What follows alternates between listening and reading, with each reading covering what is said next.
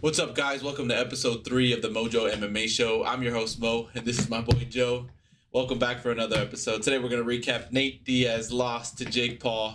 We're also going to recap UFC Nashville and go on to talk about our picks for UFC Vegas 78, Rafael Dos Anjos versus Vicente Luque. And first off, the UFC card, and then we got to be blessed by that great performance, Jake Paul versus Nate Diaz. Yeah, in that fight, I was appalled. I was amazed. Jake Paul had a great performance against Nate Diaz, and it really surprised me. I think Jake Paul proved me wrong. What I really thought was that he was going to tire out, because Nate Diaz did exactly what I thought he was going to do: get stumbled early and then just keep pushing forward and push the pressure, lay on them, lay tons of shots on them. And as you see, the farther the fight went on, the higher his accuracy was. And just Nate Diaz didn't look bad himself. He looked great. But not only that, but Jake Paul's great performance, he completely proved me wrong. He did not get tired at all. Well, he did get tired a little bit, but he still lasted. I thought it was amazing. He proved that he's durable. He's proved that he just keeps improving. His stand-up, his boxing proved to be way better than Nate's 20-plus years of fighting. His boxing experience just shows how important it is to have boxing experience rather than just fighting experience, right? Yeah. I think the only problem I had with the whole night was the scorecards. I feel like Nate Diaz definitely won more than 3 rounds. What'd you think about it? Oh, man. Going off the last part, you said that he won more than 3 rounds. I had it hard. I found it pretty hard to score many rounds for him, to be honest. I mean, you look at the way the fight started, and from the very beginning, you just, like, whenever I'm tuned into the first round and I saw Jake come out fast and throwing those haymakers, and he was throwing good, smooth combos. He was throwing hard, and Nate did not look like he was going to last. But then he got out of that first round, and then I was like, okay, so maybe. But I remember the last podcast we were talking about it, I was saying we haven't really seen Jake get tired before. So I don't think I think he's a legitimate boxer, and he trains to go 10 rounds. He's training to be a great boxer. But no, I thought he did really good. I thought Nate surprised me too, though, because the beginning of the fight wasn't very promising. You saw the first and second round. I know you were on the edge of your seat that fight, watching that first and second round. And then you seen him like I think it was the third or fourth round. He started to come alive, and you saw those. My favorite thing that Nick Diaz was doing, or Nate Diaz was doing, is he was getting in close and he was getting him, holding him down and everything, tiring him out, and you would see his head pop back and his hair start flying. That's whenever I was like, wow, Nate Diaz still does have some pop on his punches. Because like when he was hitting him with those weird punches and everything, I was like, man, he's not going to do anything to Jake, because Jake was just going and going and going. And then he was hitting it, and then saw him getting close, and you saw his hair fly back and everything. It didn't look like there was a lot behind the punches, but I mean, he snapped his head back in the clinch. He did a lot of good work in the clinch. That's what I think. And I'm just surprised that he actually lasted like that long, especially at the output that he was going at. That's right, absolutely. That's what I thought too. I was like, man, Jake Paul came. I really thought Nate was going to get finished in the first. I was like, oh no, this is terrible. This is another bad showing for MMA. But then terrible. Then Nate Diaz did what Nate Diaz does. He just stays in the fight and then wears on the guy, But absolutely, I thought Jake Paul really was going to tire out, because he was going for it every round. And just when you think he's out, Nate Diaz has a great round. I think it was round 4 or 5, one of those two, and you're like, uh-oh. And then right after that, Jake Paul comes right back. And then the same thing in the later rounds. Those are where I really scored. I scored one early round for Nate, whether it was 4 or 5, one of those two. I think the last three rounds went to him. So that's at least 4 rounds. I definitely did not think he won the fight. Absolutely not. Especially with the knockdown. But definitely, I thought it was an amazing performance by Jake, for sure. No, that was very entertaining. Like people were talking about, I'm not watching this fight or whatever. I'm not buying this fight. That fight was it was more entertaining than the main event of the UFC fight. But I mean, there's reasons behind the Sandhagen's injury and everything. But it was a very entertaining fight. I'd pay to watch it again, especially in MMA. I'm excited to see if he'll accept the MMA fight, but I don't think it's going to happen, because Nate's in the UFC. Nate's for the UFC, and Jake is for PFL, I think. Right. No, that's exactly what I was going to move to, was the MMA. I Yeah. honestly do think it'll happen. I mean, Jake signed his contract. Nate's getting old. I feel like he thinks he has a chance, but in reality, I don't think he stands any chance. And now that Nate Diaz is a free agent, I don't think he cares. I think he'll go to the PFL and fight. I honestly, I think even if he went to the PFL to fight and he wanted to fight in the UFC again afterwards, that option would be available to him just because of who he is and just like you see, he goes out there. Tyron Woodley, if he ever wanted a career after, bless his soul, one of my favorite fighters ever. But if he ever wanted to fight after that, who's gonna want him back? Not a damn person. Same thing with Ben Askren. You know, it's just they go out there, they make a fool of themselves, and then it's just they have nowhere to go from there. But I feel like Nate, the way he held his own, and I feel like if he goes to the PFL and beats Jake Paul, and he wants to come back to the UFC, I feel like they'll welcome him with open arms. Yeah, that'd be some crazy. That'd be crazy to see him go over there and beat Jake. But I don't know, because Jake is he's big. Like that's the main thing I took from that fight. He's big and he has good cardio. So I mean, a big guy with good cardio is gonna be hard to take out in a UFC fight, especially because Nate's not particularly known for like good wrestling, but grappling wise, I mean, that's a different story. Because if Jake does shoot for a takedown, then the story is going to be whether or not Jake can defend getting choked out or submitted. Right, absolutely. And I think it's a completely different story with the smaller gloves, with the 6-ounce Yeah. glove.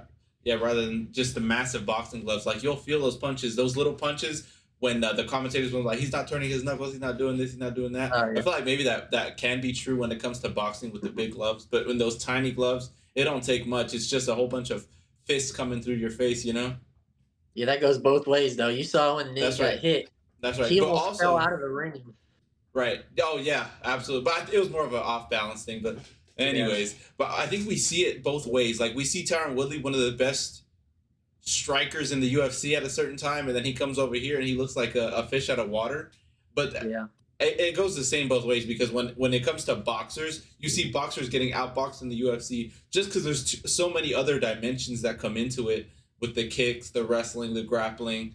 It's just, I feel like Jake doesn't have enough. He does have high school wrestling experience. He was a great wrestler back then, and he is an athlete. You can see him and his brother are both, have tremendous genes. They're both great athletes, and he is a great boxer from what he's proven.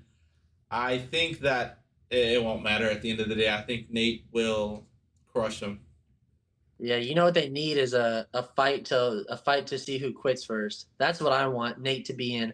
I want an organization, whether it be I forgot what that one was, like the triad, the one there in like the triangle, that weird, I don't know who, Mike Perry fought a boxer in it, but I want to see something where they put Nate and they put Jake, or they put Nate and someone else in the ring, and the first person to quit, the first person to quit loses. Yeah, that's the saying. That's what everyone wants. You know the saying, Nate Diaz never loses a fight, he just runs out of time. Yeah, exactly. But I feel like another thing is Nate Diaz never loses a fight, because even if he does lose on the scorecards, he always takes the moral victory. Like, just with that Leon Edwards fight, like, thinking back on that fight, he lost 4 rounds. He goes into that final round with, like, I think a minute or 2 left. He stumbles him and points to him. And it's just like, at that point, it's like, damn. There was more questions about Leon Edwards after that fight than there was about Nate Diaz. Yeah, I think he just got complacent. I think that was just a fluke. I don't know. Yeah, no, I'm not saying anything about his skill set. I'm just talking about how he takes the moral victory. And the same thing with this one. It was just the way he was pouring it on him and then talking to the crowd. It's just, I feel like that's how he wins everyone over, and that's how he is such a big personality that he is. I thought it was going to be hard for him to get a moral victory after seeing that first round.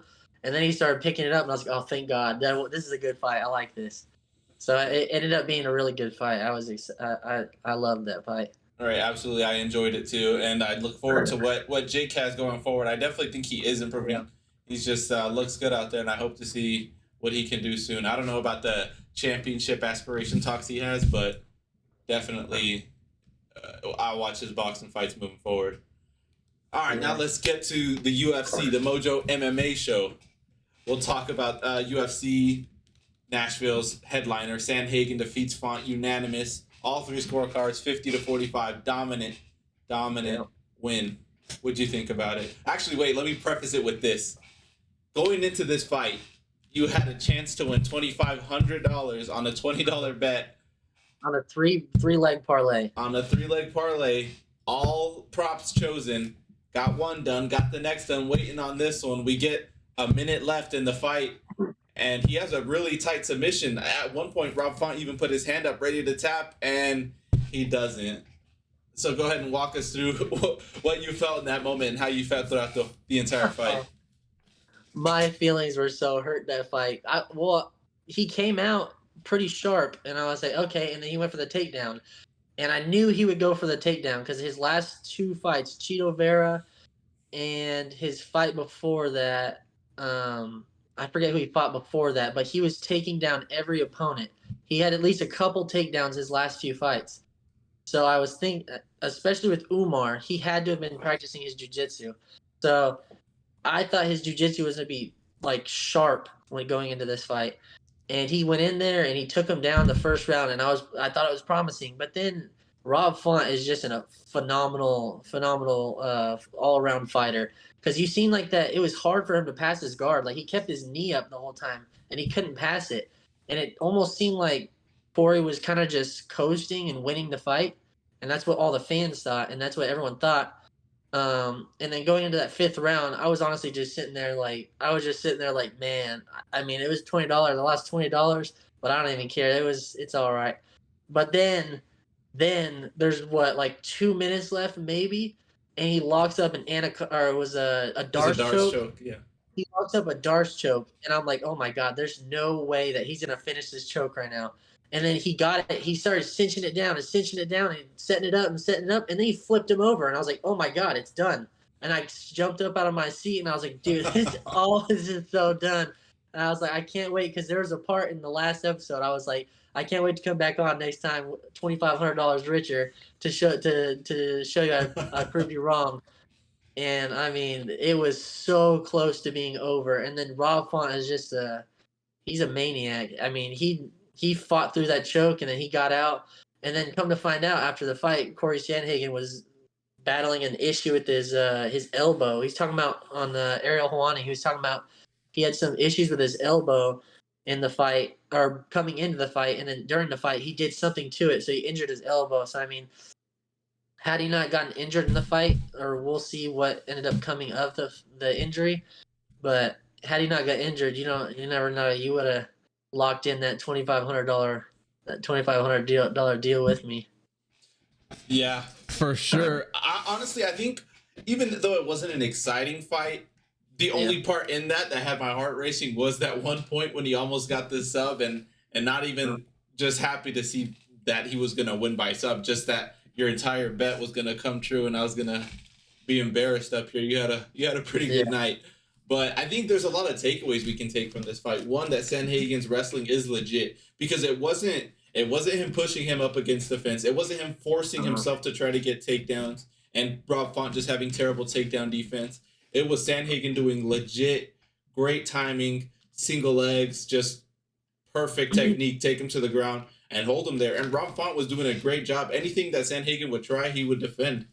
And even up to that choke, he defended it very well. I think Rob Font showed that he had some good takedown and grappling defense, but wasn't enough to stop him. And that's a scary thing. If Sandhagen can heal up and do well, and he mixes up his striking with his wrestling, that is a nasty combination. That is championship material right there. And hopefully from that skid he had, he can come back and win. I looked it up. It was Song Yadong. Song Yadong before. Oh, yeah, Song Yadong. Yeah. That was a close fight, too. That was a very close fight. The wrestling helped him in that fight, too. Right, yeah, exactly. So that's just, it's a scary thing moving forward. I honestly, I think this could have been a title eliminator, and just whoever wins this goes on to fight for the title. But I feel like just with the performance and just with Dana walking out in the 3rd round and the fans booing, and they did feel a little entitled that night because they had a great night of fights. But I think with them booing, it's just, I don't think it's enough. And then we have the fight.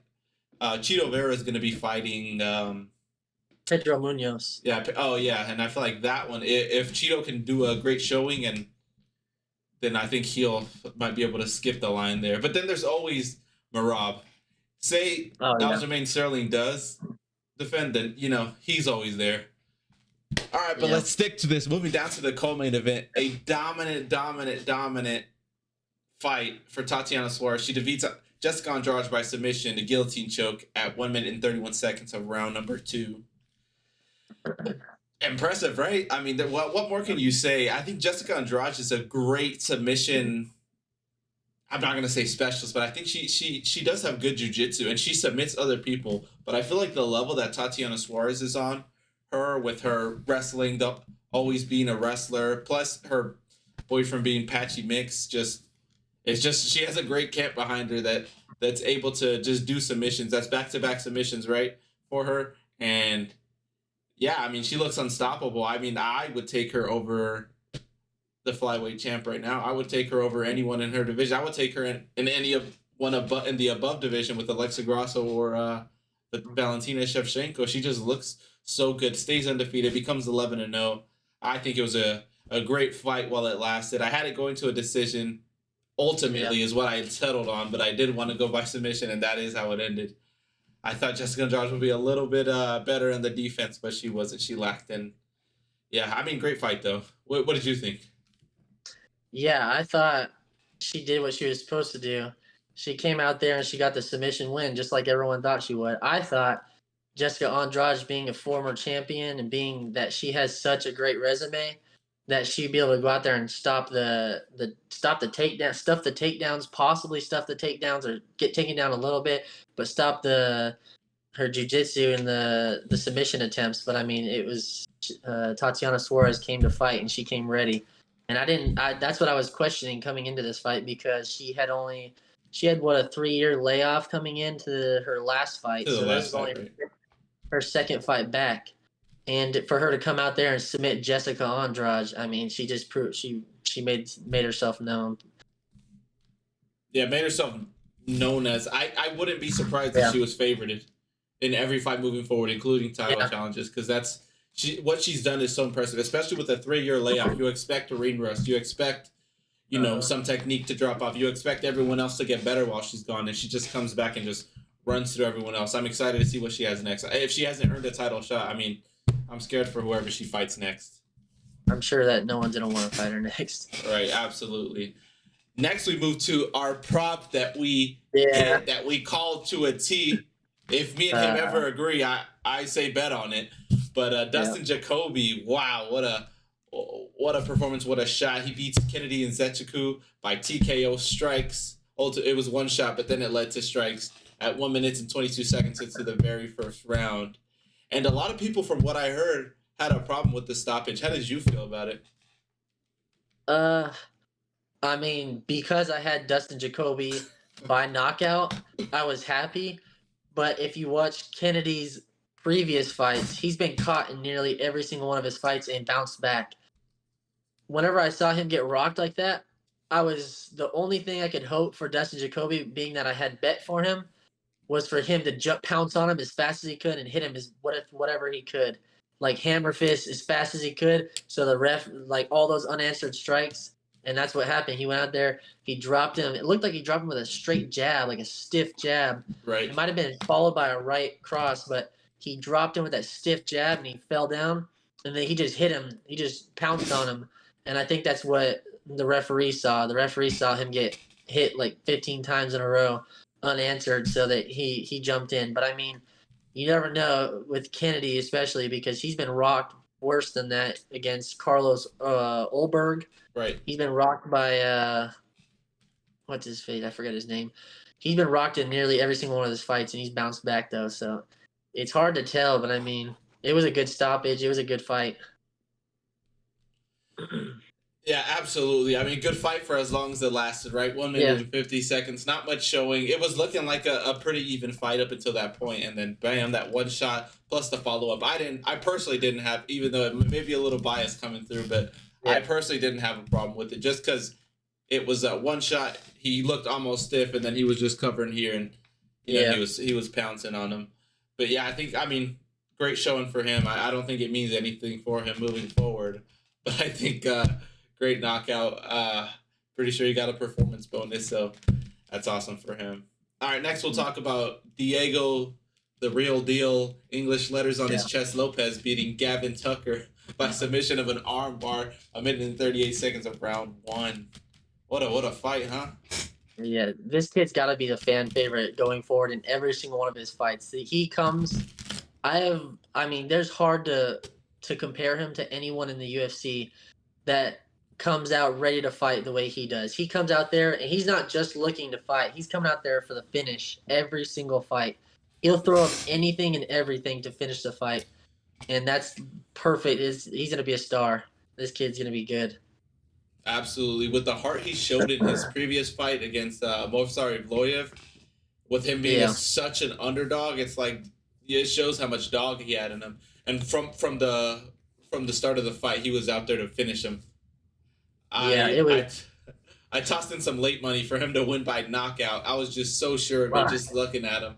And ultimately, with all the craziness that happened, it ended up being an armbar with him being on top. But yeah, great fight, great showing for him, and just I'm excited for what he has coming forward. I think he's going to be a favorite, a fan favorite moving forward, and I'll definitely look forward to his fights. Yeah, I'm watching all of his fights. I'm never gonna miss one of his fights. He always comes ready to fight. I'm excited for him. Right, I doubt they'll ever put him on a low prelim ever again. But next we have Tanner Bozier defeating Alexa Kamur by unanimous decision, 30-27 all around. That was a dominant victory. I mean, but I do have to say, Alexa has a fucking chin on him. Oh my goodness. He was getting hit with this former heavyweight's toughest shots, and it just looked like he ate them. He just sat there, didn't even look like he was fazed by them. You can tell that they were coming in strong, but he would just stand there and take them and just keep going. So I'm impressed by his durability, but Tanner Bozier did show that he's improving, working on his technique, and I think he looked pretty good out there. Yeah, he looked strong out there. He looked powerful. I mean, the move from heavyweight down to light heavyweight. Oh, I started there. The move down to light heavyweight was a good move for him. I mean, he looks fast and he looks powerful, and I think he's gonna do good moving forward. Right, absolutely. That was a fun fight to watch. Next, we have Ludovic, Klein defeats Ignacio Bahamondes. Unanimous decision, 30-27 on one, 29-28 on the other two. Man, was I wrong. But I feel like it's not even my fault. I really thought Ignacio was going to come out there and light him up. He did look good. He showed great striking like he always does, but the wrestling was too much for him. The way Ludovic Klein came out against Jai Herbert just gave me so much pause on him. It made me think so low of him to have a barely squeak through with a draw because of a point that I thought shouldn't have even been taken. So, great showing for him. I mean, the wrestling looked good. Ignacio has a lot to work on because I felt like anytime Ludovic even went for a takedown, he was going to get it regardless. But hopefully moving forward, he learns from it. His striking still looked decent, but he definitely has a part of his game that he needs to work on. Yeah, I agree 100%. It was a good fight. I mean, I didn't really have much confidence in either way going into that fight, but I mean, coming out of it, he looked way better than his last showing, so he definitely improved. Yeah, absolutely. Now we're going to go down to the greatest comeback there's been in a while.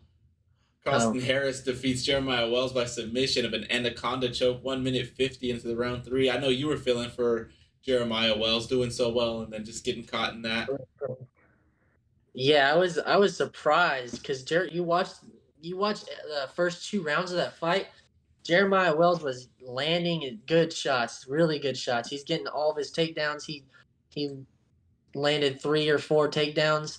I mean, he looked good that whole fight. And then coming into the last round, you just had to feel for him. After all that whole fight, just dominating the fight, he gets submitted in the 3rd round. It was a good showing for Carlston Harris though, because he's been doing good in the UFC so far. He's newer. I mean, he's a lot of finishes. He's very high level. So it's going to be cool to watch him move forward. But he's kind of older, I think. Carlston Harris. I mean, I was surprised. I couldn't believe that happened. I thought that when you said the biggest comeback, you were talking about Billy Q and Damon Jackson. that fight was a huge comeback as well. I mean, the prelims really showed out this card. Yeah, for sure. I mean, I thought it was not lackluster, I shouldn't say, but a technique-less fight, that Billy Q fight. But sticking on this Carlston Harris fight, I think that, I don't know, man, that was just such a crazy thing because I was already mentally checked out, ready for the next fight, ready for the main card to come out after the featured prelim, but Bam just caught me out of nowhere. He grabbed him, and it didn't even look like anything. It looked like just like a standing guillotine, that people always try, or like standing darces that never lead to anything. They just stall more time, and I'm like, what are you doing? You need to win, And he's just like, I'm like, all right, he's throwing in this out. He's just gonna hold him the rest of the way, and then next thing you know, it goes to the ground, and then next thing you know, it just looks tighter and tighter, and then Jeremiah Wells is out, and it's like, man. Yeah. Like, oh, imagine being so close to a victory and then just needing to do one more round and not being able to get it done. And so now we'll move to that Billy Q fight. I've always been a fan of Billy Q since his first fight in the UFC.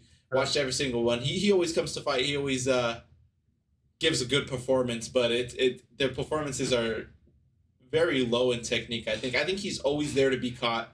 I think he's always there to just get hit, be a punching bag, but just punch harder and more than the other person. Yeah, who he reminds me of is Donald Cerrone. Like, he comes out, like, you even his fight against Alexander Hernandez, Billy Q and Alexander Hernandez, he came out and Alexander Hernandez was putting it on him the first round, and then the second and third round, Billy Q just dug deep and he brought the dog out on him, and he ended up getting to finish that fight.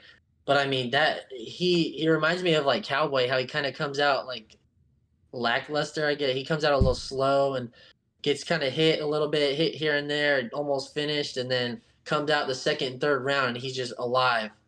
So I mean, I've been a fan of him always as well, but it's hard to watch him go out there and get beat up like that for that whole first round. That first round was crazy though. The output was insane. So it might have been Damon Jackson lightening up on the first round and just getting the win the round one, and then carrying it over to round two and taking the L on round three. But I don't know, Billy Q dug deep. That was a good fight. Yeah, those guys got hard out there. I think he's a New York guy, or a New Jersey guy, one of those two. But yeah, guys got hard. And now we go to my fight of the night. What an amazing fight. Went out exactly how you predicted it to. Cody Durden beats Jake Hadley by unanimous decision, 30-27 on all three scorecards. Yeah. Yeah, that fight was awesome. I mean, that fight had to have been like one of the best fights on the card by far. Like the level of skill and the level of confidence on both of them was insane. Just to watch them both come at each other like that, and both chasing that win, both chasing the bonus, both chasing a finish. I mean, that fight it really showed out. It showed that both of those guys are going to be elite. Yeah, and Durden really, yeah. Go ahead. Yeah, Durden, he surprised me. I mean, he came out there and he was ready to fight. So that's what I was hoping, and I knew that how durable Hadley is and how strong he is. He wouldn't quit. So I got locked in the decision on Durden on that one. That was a good fight. Yeah, ended up being a great pick. Both of these guys from the jump were chasing for that finish, and both of them just almost got it multiple times. It was just like a back and forth fight.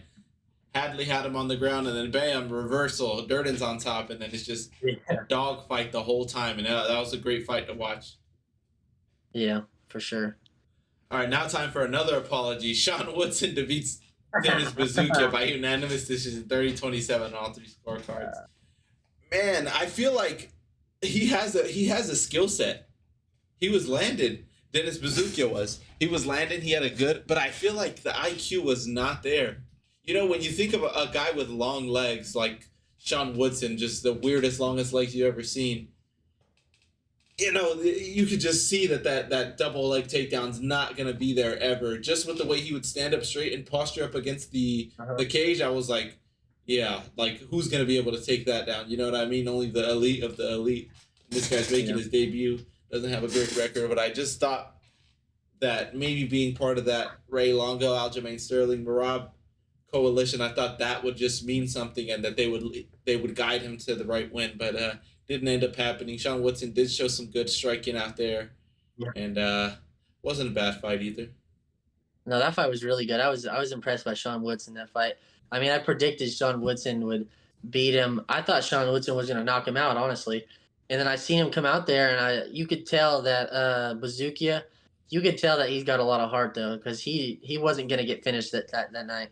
Like he took all those hard uppercuts from Sean Woodson. He took a lot of hard uppercuts and a lot of body shots. Those body shots were amazing by Sean Woodson too. And he just kept moving forward. He literally, to the last round, was trying to win. So, I mean, I give him that. He definitely was not going to quit that fight. Yeah, that guy. He kept moving forward. Yeah, that guy. That fight was on 4 days' notice. I think he lost like 13 plus pounds in 4 days. Leading. I think it might have been upwards of 20. I'm not sure, but pounds leading up to it. You're completely drained. You don't have a fight camp. You just get called up. Hopefully he gets another chance. I know he's 0-3 in the UFC, but yeah. But hopefully he gets another chance. We'll see. Especially like showing all that heart coming in on 4 days' notice, saving the fight for Sean Woodson and just taking the opportunity when it came. And now we get to a fight that we both slept on, a fighter that we both slept on. Asu Amabayev defeats Ode Osborne by submission, rear naked choke, 3 minutes 11 seconds of round 2. Man, if I knew this guy trained with Shavkat Rakhmonov and just was the dog that he was, this is such an easy fight looking back on it, man. He went in there and he just asserted his dominance as an underdog, inserted himself and just wasn't to be taken lightly, He did whatever he wanted with him in the first round and then got him down for the rear naked choke in the second. I think it was a fun fight to open up the card and just an eye-opener to watch out for this guy. Yeah, I honestly didn't expect it, especially because Ode Osborne's been in the UFC a lot longer than him. I thought that this fight would be much different. I mean, we both kind of slept on that fight. Yeah, absolutely. I wish we didn't. I feel like there was a lot of money to be made on that guy, especially underdog by decision. Probably, I think it was around plus 300. Man, lots of money lost. Yeah. All right, now we transition to UFC Vegas 78. Rafael dos Anjos versus Vicente Luque. Man, let's get to this card. I feel like the opener to this is it might be some weak talent, but hopefully they shape up to be some good fights. We have Josh Fremd, a minus 360 favorite against Jamie Pickett, who's a plus 285. I'll let you start off the card. What you got on these two? All right, so you want to give you my prediction for the fight and then how I think the fight's going to go? Basically. Okay, so Jamie Pickett, last fight out, fought Bo Nickel. So that fight, you almost can't even judge his performance off of that. But what you can judge it on is how he's been in the UFC for 5 years or so, and he's only won a couple fights here and there, decision. So, I mean, and then you transition over to Josh Fremd. He fought Tresean Gore, and he did really good against Tresean Gore till he got caught. This fight, I'm actually excited for because of Josh Fremd. Josh Fremd, his last fight out, looked phenomenal. Like he chased the finish. I mean, he was going for it the whole fight against Cedric Dumas, the undefeated up and coming guy. I mean, he went out there and he chased the knockout. He chased the submission. I think this is actually going to be a pretty good fight. But I definitely have Josh Fremd in this fight. This fight is one of the most high up on my list for my bets. Josh Fremd I just got Josh Fremd money line or either or submission. But I mean, I think he's gonna go out there and finish the fight is what my official opinion is gonna be. Yeah, absolutely. He's one of the biggest favorites on the card, and just going back, looking at who he's lost to Anthony Fluffy Hernandez, Tresean Gore. He's lost to just some good level competition. He's 10-4 against Jamie Pickett, who's 13-9. Who's Bo Nickel just came out, asserted his dominance in, and just wasn't going to be mistaken. There was a nut shot early in that fight, but I feel like that was just an ultimatum, something that was going to happen, is inevitable, But absolutely, I'm following you on this one. I don't know, the way you opened this one up, I felt like you were picking Jamie Pickett, but I feel like even at this high number, minus 360, just his showing against Cedric Dumas, it's just it was just so good, And then with those 3 losses, I feel like he was 10-1 before his last three, against great competition. And so just I'm with you with this 100%. Minus 360, I'll take that price as well. All right, next fight on the card, we have AJ Dobson, who's on a 2-fight losing streak against Stephon Dodon in Chukwi. Man, they're both on 2-fight losing streaks, but we have AJ Dobson plus 120, younger guy, against Dodon, who's minus 142. What are you thinking on this one? All right, so what's actually kind of crazy that I didn't really know until about 10 minutes ago is Stephon is actually only 28 years old. He looks like he's like 45. I thought he was like 35. I thought he was old, and I was in my head, like going into my betting, I always put age as a thing in there, like if they're really old, and I thought he was really old, but he's really not that old.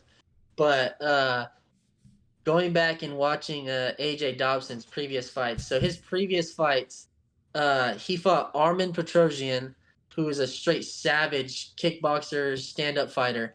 He's got good wrestling, good everything. And then his first fight, or his other fight that he lost, Jacob Malkoun, who came into the UFC undefeated, I believe. He was undefeated, and he's a Brazilian Jiu-Jitsu black belt. Submitted everyone coming into the UFC.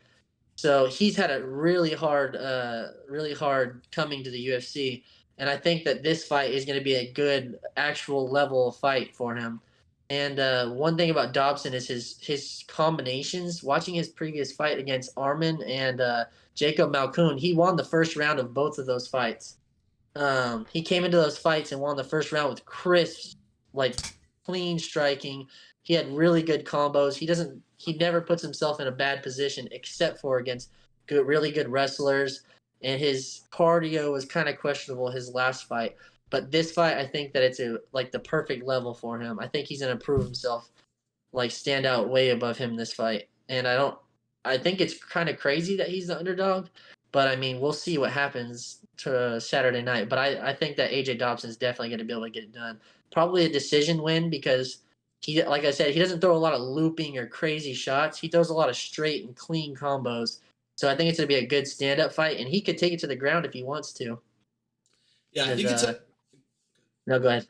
Yeah, I think it's a good prop to look at because when you look at this fight, the over 2.5 is like a plus 190 right now, and so that's just if you don't have a lean, that's just over 2.5. And if you choose AJ Dobson by decision, I think the odds might be out on that. We'll get that in a minute, but absolutely, I am 100% with you again. AJ Dobson, just you look at who he's lost to exactly, Petrosian and Malkoun, and it's just like. Those are his only 2 losses, and he had a tough time out against them. And I do need to apologize. AJ Dobson is older. He's 31. Yeah. And Stephon just looks like someone's grandpa. He's actually 28. That's crazy, yeah. Thanks for pointing that out. But yeah, absolutely. I'm also leaning towards the underdog. When I look at it, there's a lot of money coming in on AJ Dobson, but I feel like the number's staying the same. So maybe the odds makers know something we don't. But I am also taking AJ Dobson. All right, next fight we go into Polyana Vienna, plus 154 underdog against Yasmin Lucindo, a minus 185 favorite. So we have 31-year-old Polyana against 21-year-old Yasmin. Well, how are you feeling on this one? Well, that's like the story of the fight is how young she is. She's 21 years old in the UFC, and they were showing a prop for her last fight. It was saying that younger fighters were like 66% more likely to win the fight against older fighters, like the youngest fighters. And she's 21 years old. So, I mean, it is so hard to predict this fight because of Yasmin Lucindo's striking and her power. Her power is insane on the feet. So, but Polyana Vienna, she's more of an established UFC fighter, all-around fighter, and she has really good submissions. And I think she has really crisp combos, but she does not have the power that Yasmin Lucindo has. This fight was a really hard fight for me to pick, and I'm definitely not throwing this in any of my parlays because, I mean, the way it looks on paper, I'm picking Polyana Viana. And honestly, you could pick her by submission just because she's fighting such a younger girl. Like, the submission prop for her is probably high. And I mean, if I were to do anything, be risky at all, I would toss a little submission on Polyana Viana, just because of how established she is, and her jiu-jitsu and her striking, I think, will be good enough to stop the power of Yasmin Lucindo. But that's gonna be the story, is whether Yasmin shows up and she's ready to, and she's got the experience to actually stop her Polyana Viana's takedowns and clean striking. Right, What do you think? absolutely. Yeah, that prop on Polyana Vienna by submission it's a good one, plus 350. So that just goes to show she's a plus 154, plus 350, kind of close in number. Is like that's if she's gonna win, if she's gonna pull it out, that's gonna be the way. And going back to that last fight, AJ Dobson by decision is gonna be a plus 500, which is a pretty number to look at. But yeah, looking at this fight, I am also leaning towards Polyana Vienna just because of the age. Usually when you look at a younger fighter versus an older fighter, you lean towards the younger, like you said, the 66%. But just looking at this one, 21 years old, so young, and so just not I feel like she might not be ready for the grappling of Polyana Vienna. But I do think, honestly, I don't know about the sub her getting it through, but I do feel like her grappling is what's going to lead her to, I think, a decision is what I'm leaning towards. Because what I'm looking at is just the minus 180 over 2.5 rounds for that fight. But absolutely, I think the age gap is actually going to work in the older person's favor in this one for me.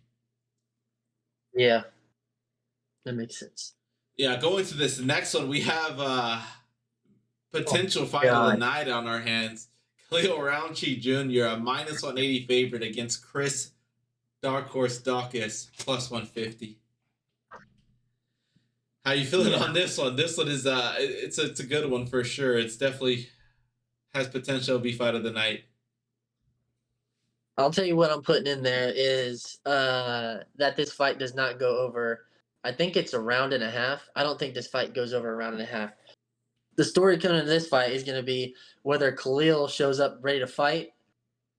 Because you've seen in the past, when he fought Eric Anders, that was the best performance I had ever seen in the UFC up to date. Like, that was one of the most insane performances I've ever seen when he fought Eric Anders.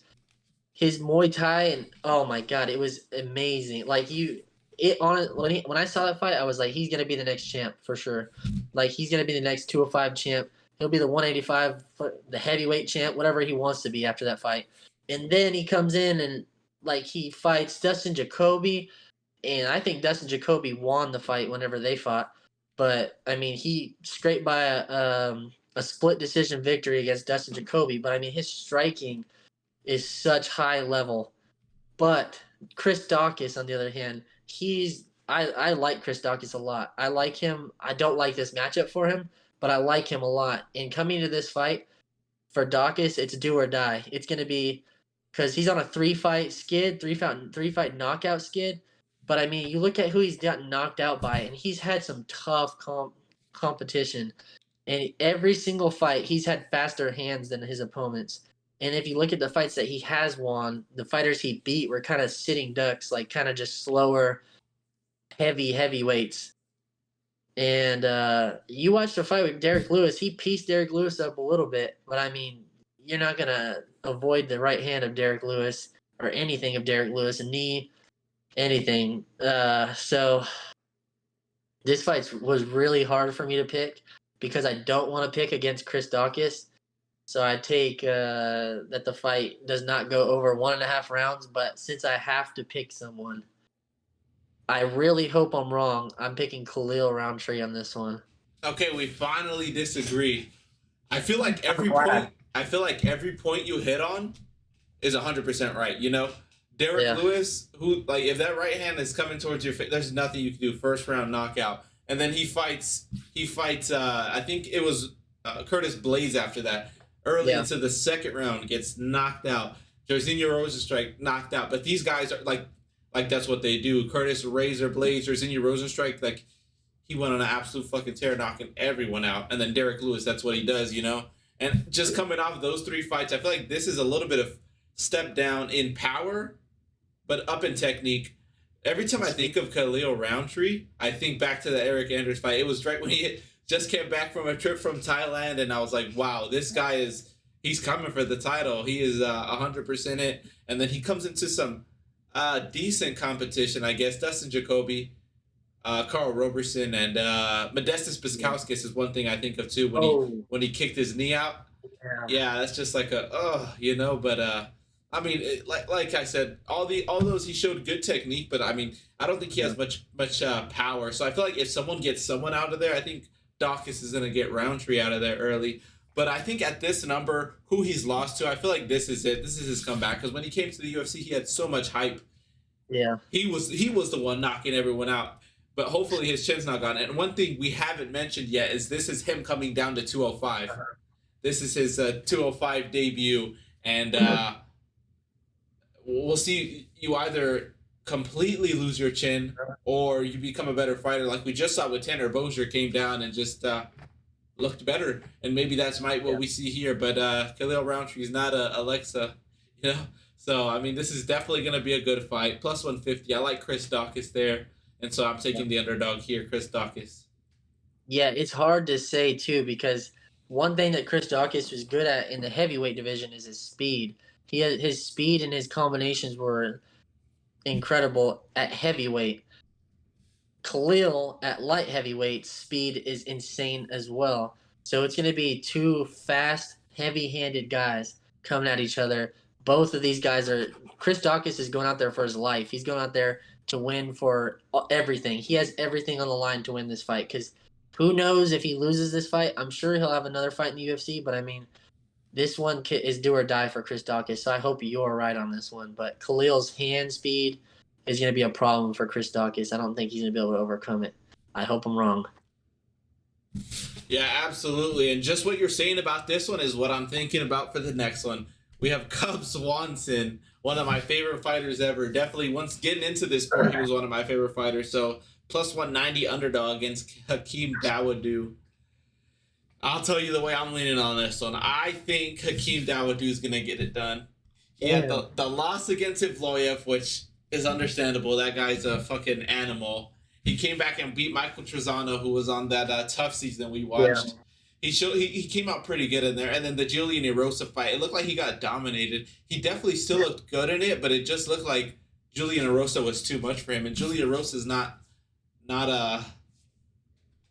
too talented, but I still think just with his age, with his speed, with his maybe not technique, but just with the way he fights, I think he'll be able to find Cub Swanson's chin.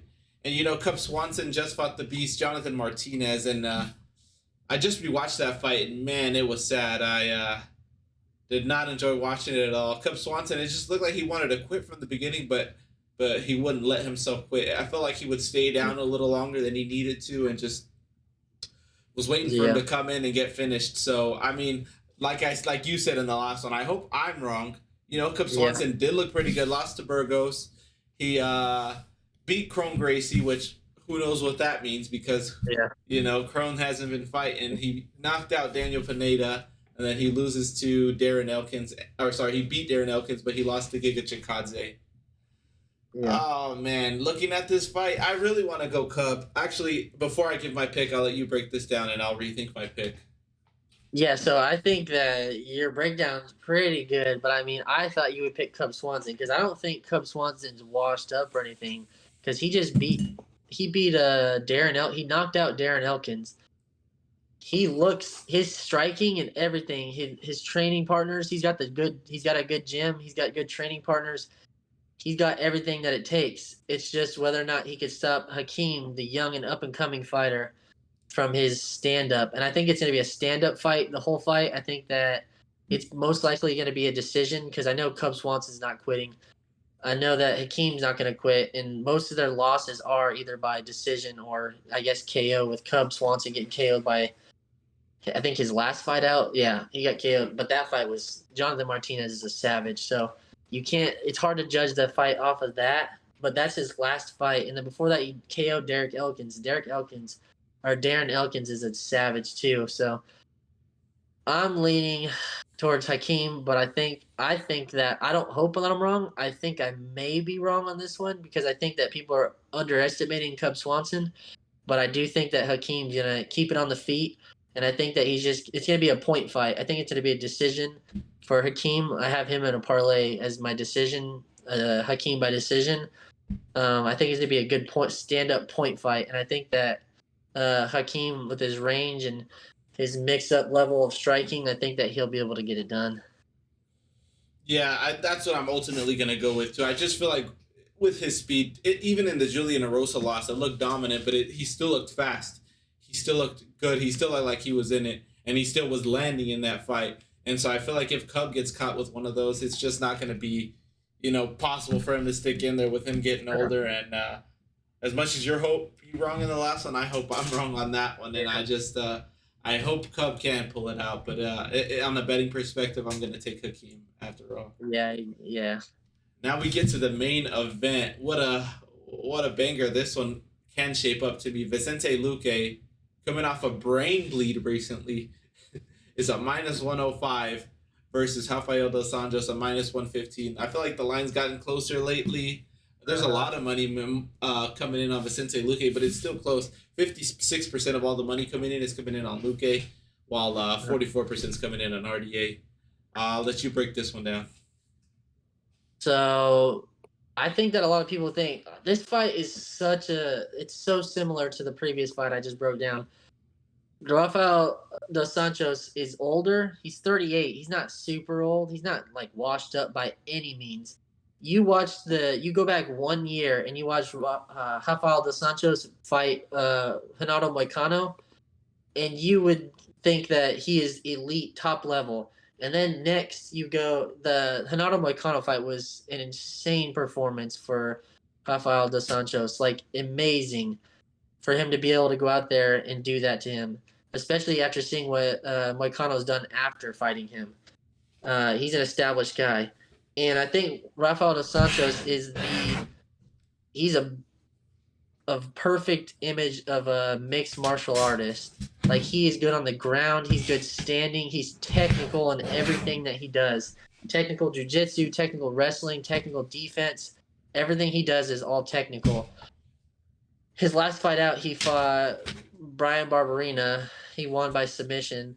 That's a decent win. But, I mean, go back one more fight, which I based my decision off of, or Rafael Fiziev. You know how good Fiziev is to go with Gaethje for 3 rounds.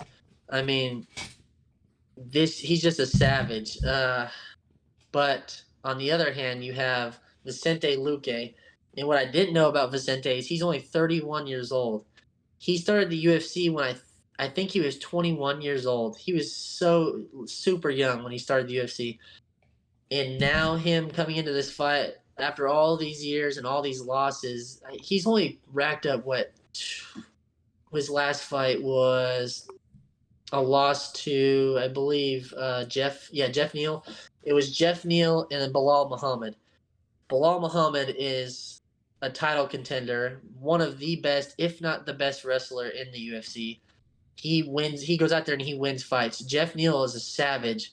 Jeff Neal is a knockout artist. He's a phenomenal fighter. So those 2 fights, it's hard to judge him off of those 2 fights.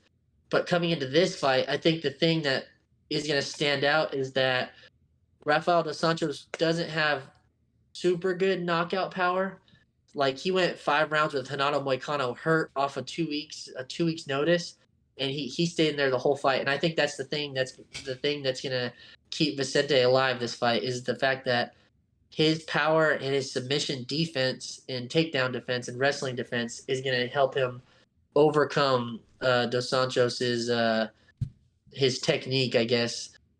And Vicente, both these guys are going to come in there and going to come right at each other and try to win this fight. I think Vicente Luque gets it done, though, overall. He's a younger fighter. He's a stronger fighter, more powerful.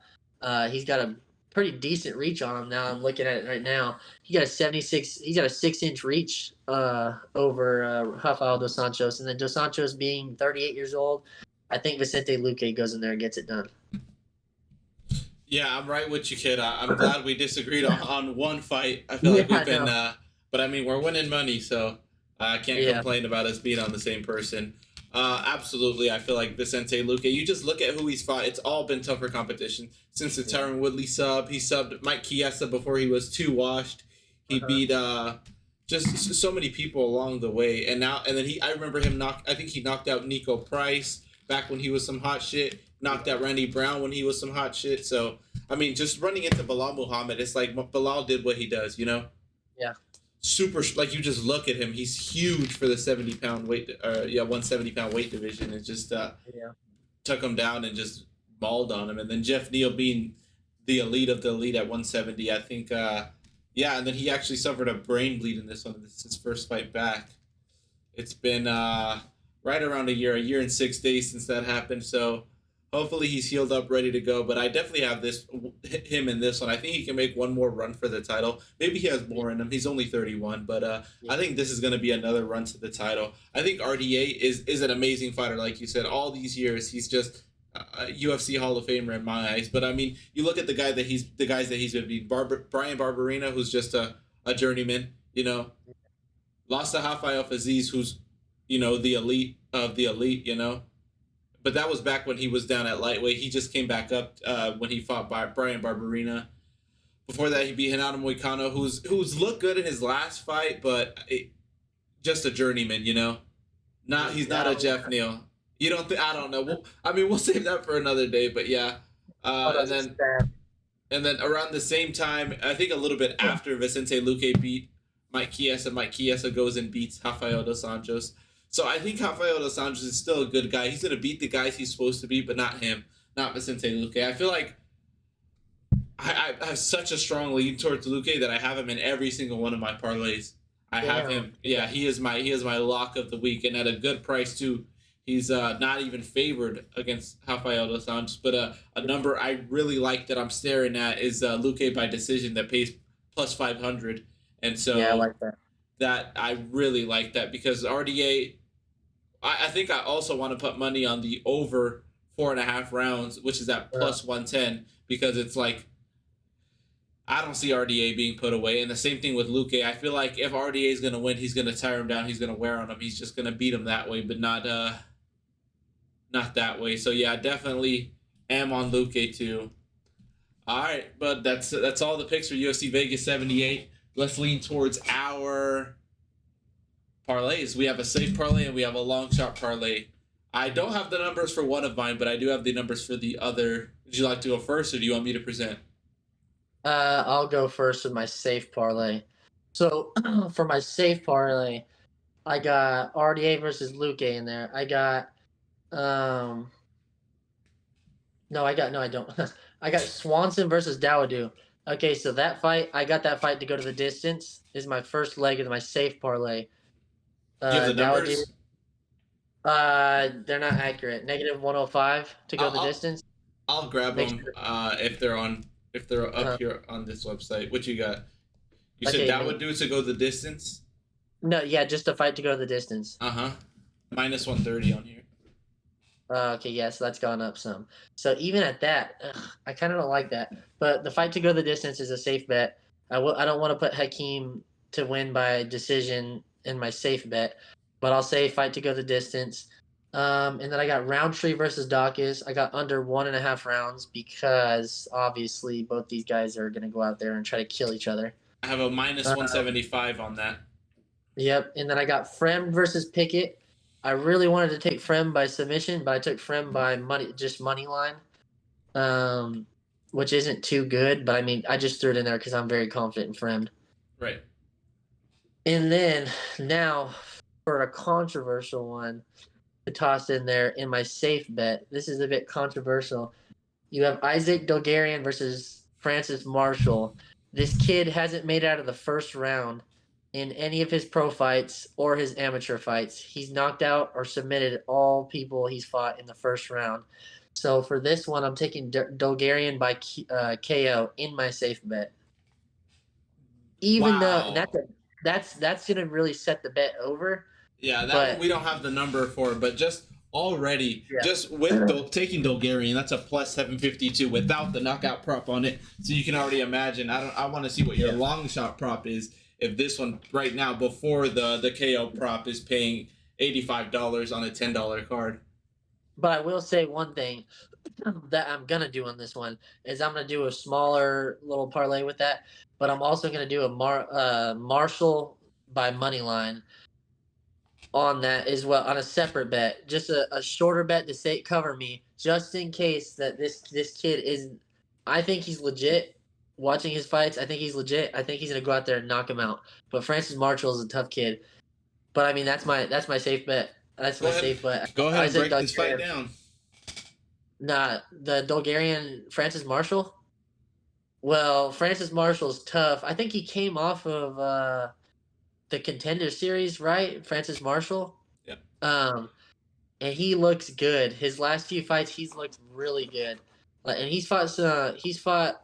Let's see how many fights he has in the UFC so far. I think he's at 3 fights in the UFC.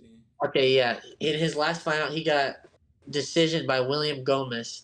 He hasn't been KO'd, but he has been decision. So that's going to be the deciding factor, really, is if his chin can hold up. And that was his one loss.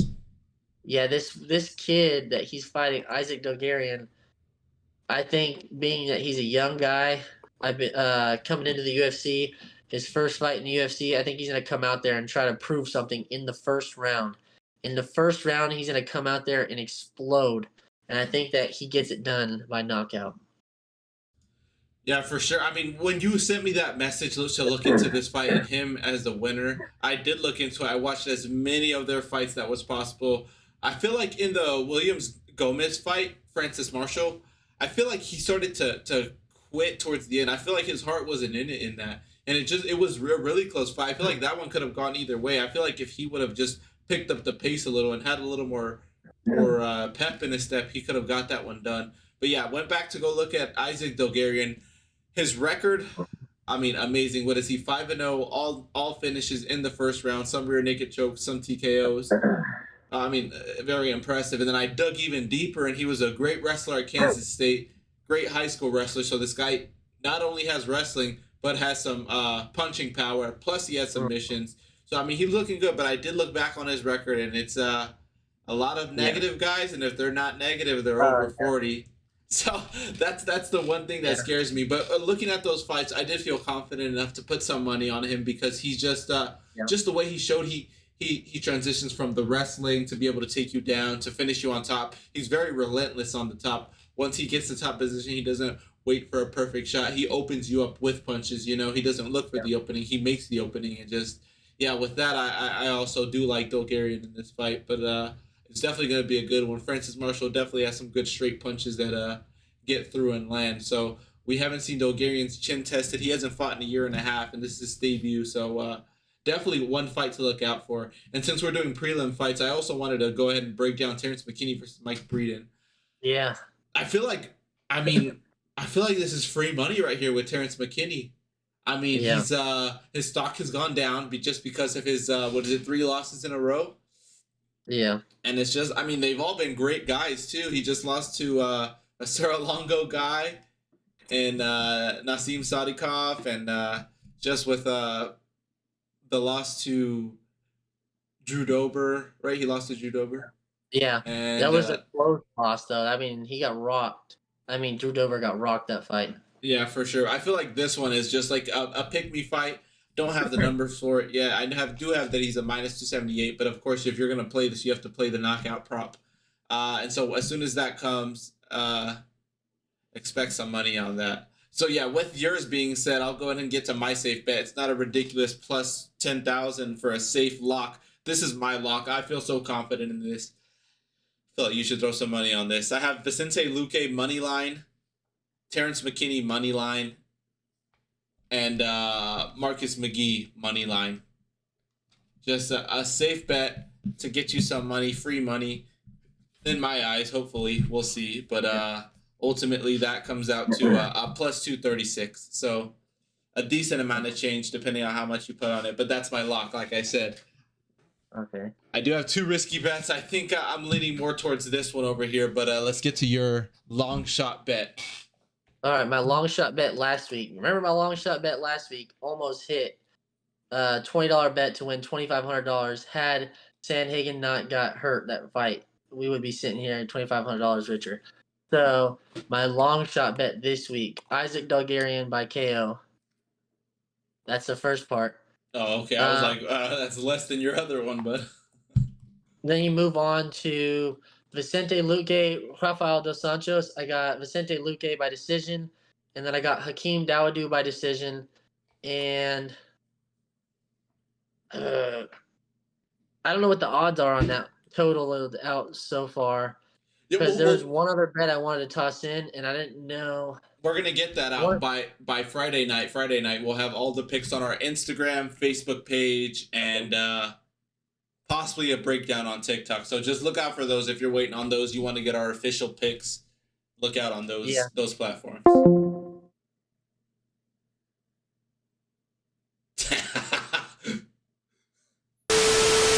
My long shot parlay, I'll give it to you. It's sweet. I don't have the number yet, but like I said, we'll have it Friday, maybe Thursday when all the numbers come in.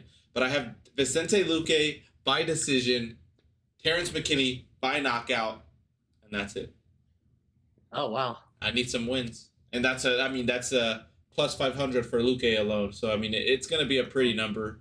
And I feel like this one will cash. My last two prop bets cashed. Yeah. So, I think this is another easy way. Maybe it'll be around $200. I also have another one. It's not official. This is just all girl fights to go over. Plus Luque money line. It's a plus 858. Damn. Yeah, I like your first bet. Honestly, I might toss some on your first bet. Terrence McKinney by KO, that's a given. And then decision, Vicente Luque, I think that RDA is going to handle or withstand the storm of Luque. So I think that's a pretty damn good bet. Yep. And then from there, all we have left are rumors. First one I want to get to is Jeff Neal is out of his fight against Ian Gary. Oh my god, I am fucking torn. I'm so sad. To me, that was free fucking money. Oh my god. He was an underdog. On Jeff Neal, 1,000%. Oh my goodness. Ian Machado Gary was favorited way too much. Oh my, I was ready to throw my house on it. That shit. Yeah, there's a lot of haters that are going to hate that you said that. I don't care. Ian Gary is not that good. He is overrated. He has good striking. He has no chin. He has no wrestling from what we've seen. So, I mean, I think Jeff Neal would have went out there and took care of business, knocked him out, sent him back to the prelims. You felt the same way too? Yeah. I don't know why anyone would look over Jeff Neal. Jeff Neal is the dark horse of the welterweight division. He would have gone out there and starched him. In my opinion, he was going to starch him that fight. Like, I don't know how he was that big of a underdog. You go back and you watch Jeff Neal 3 or 4 fights ago, and he was favored to beat anyone and everyone in the welterweight division. Not a single person seemed to stand a chance. And then he had a little skid, and he had some issues outside the ring, the octagon. But I mean, he's back. Yeah, I think he had like a bad staph infection or something. He was just sick for a while. Next, it's not a rumor. I guess neither was the last one. But next news we have to get to is we have the UFC 293 main event and co-main event announced. First, let's get to the co-main event. We have oh god, maybe the least out of shape heavyweight. We have Tai Tuivasa, Bam Bam, knockout artist, badass beast against the fucking mountain of a man, fucking Alexander Volkov. And that is an interesting fight. I am very excited to see that. Without letting your pick out, what do you think of that fight? I think it's a great fight for one of them. I think it's going to be a good stand-up fight. You know damn well that fight's going to be on the feet and someone's going to sleep. That fight's going to be good, especially with Tai Tuivasa coming back and making his return. He's been out. It seems like he's been out a while since the Cyril Gane fight was the last fight, right? Right. Yeah, that was his last fight. He's been out. When was his last fight? I'm trying to check when his last fight was because it seems like it's been a year or so. His last fight was September. Yeah, so September of 2022. It's almost been by the time he fights again, it'll be about a year. So I'm super excited for his return. I fucking love Tai Tuivasa. Yeah, it's always a war when he comes out, you know. Yeah. That's gonna, and especially with the Volkov striking. Volkov has some amazing striking skills, so that's definitely gonna be a great fight when we get there. And now the UFC 293 main event announced. We thought it was gonna be Dricus. They hyped it up. They brought Izzy into the cage, but I guess he's too injured, and Izzy wants to make his return in Australia when they're making the this card, and so with the UFC 293 main event, Israel Adesanya against Sean Strickland. Yeah. Oh man, what a fight that's gonna be, or maybe not. What do you think? I think that Sean Strickland's sending him back to China. I think Sean Strickland's gonna knock him out. I hope that Sean Strickland knocks him out. But I think that Sean Strickland's gonna take care of the Chinaman, though. I think he's gonna send him back. That's my opinion. I mean, if you Alex Pereira was saying that Sean Strickland stands the best chance after sparring with him and training with him and fighting him. He says he stands the best chance of beating Adesanya.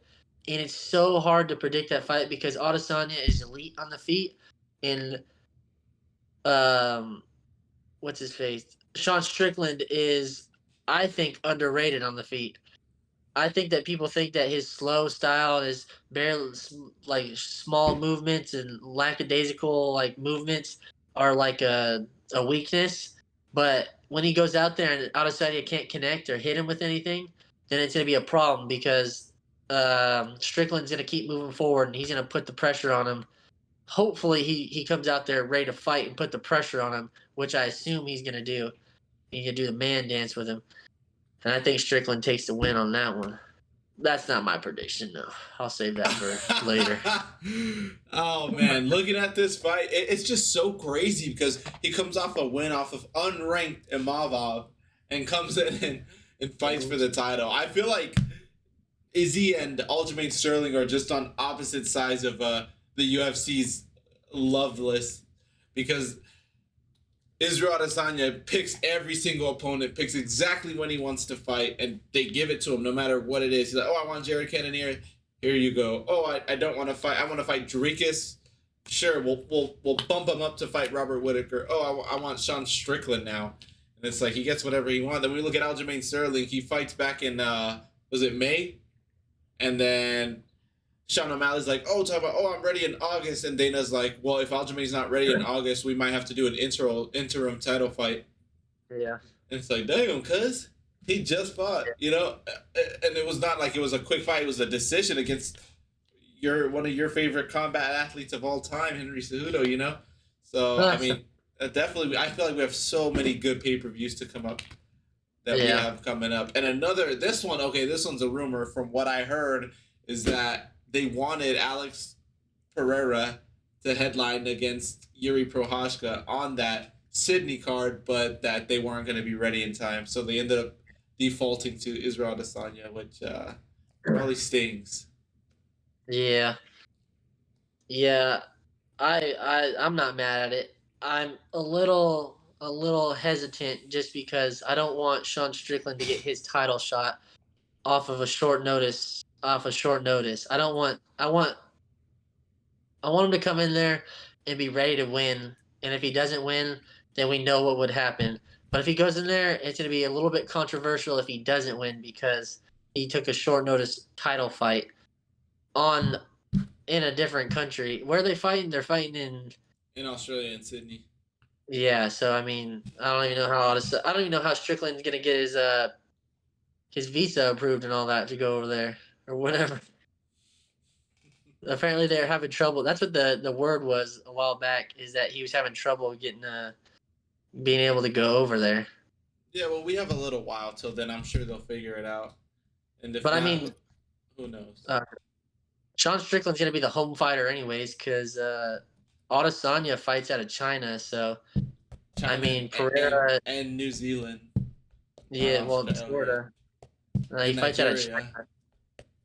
Yeah, he fights out of China. So I think that Sean Strickland being on home turf, a short notice fight, he's in shape. He just got done fighting whatever his name was. I don't even know who he was. Imavov. But I think that I hope he can get it done. I'm excited.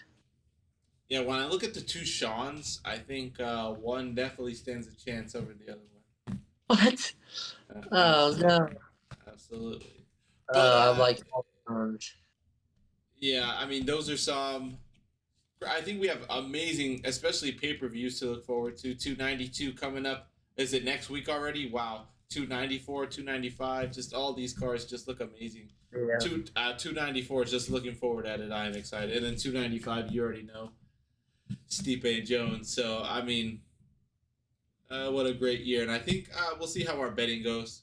We're both up money. Maybe we'll risk some. Maybe we'll win some. Don't think we'll lose any. But, yeah, I mean, is there anything else you got for us? No, that's all. All right, bud. So we'll catch you next week. Don't forget to like, subscribe, head over to all of our pages. They're all linked in the bio. Check us out. We're on Spotify now. Join the Facebook page. And we'll see y'all next week.